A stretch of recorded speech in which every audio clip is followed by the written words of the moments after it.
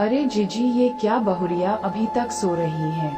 कोई शर्म हया है कि नहीं? अभी ब्याह को 6 महीने हुए हैं। अच्छा लगता है घर में मेहमान आए हैं। महारानी बिस्तर पर हैं। हमारी तो 4 बजे से 5 मिनट भी लेट उठी तो इतनी खरी खोटी सुनाती हूँ कि चुपचाप रोती हुई काम में लग जाती हैं।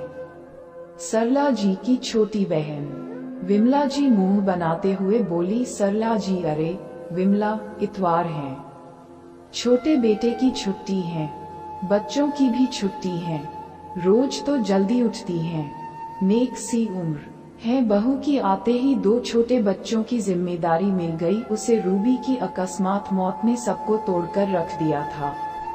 बेचारी बहू ने इतने अच्छे से संभाला है। बच्चों को इसके आगे पीछे घूमते हैं।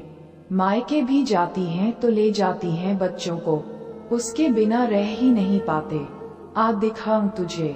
दोनों बहनें चुपचाप बहू के कमरे के बाहर खड़ी हो गई।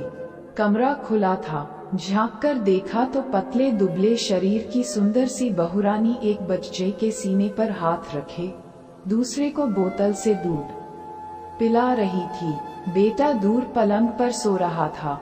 अरे जीजी, बहुरिया जाग रही हैं तो बाहर कब आई दूध लेने?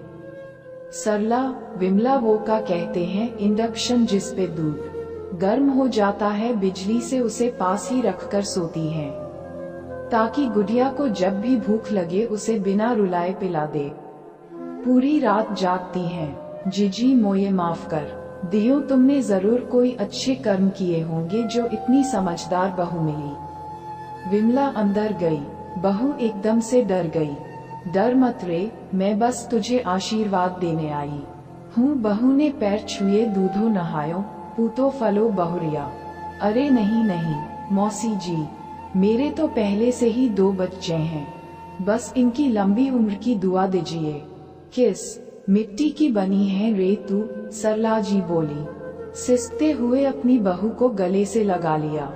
तू मेरी रूबी बिटिया जैसी है, रखती है ख्याल बेटे से बढ़कर उसे। बहू कैसे कहूँ, मुस्कान में दिखे बेटी की झलक उसे। बहू कैसे कहूँ, कभी जोर की सांस ले लूं तो वो उठ खड़ी होती है जो थकती नहीं है। मामा कहते उसे। बहू कैसे कहूँ, बेटा भी अपनी पत्नी के मुंह से ये शब्द सुन भावुक हो गया और ऐसी पत्नी मिलने पर खुद को धन्य मान रहा था।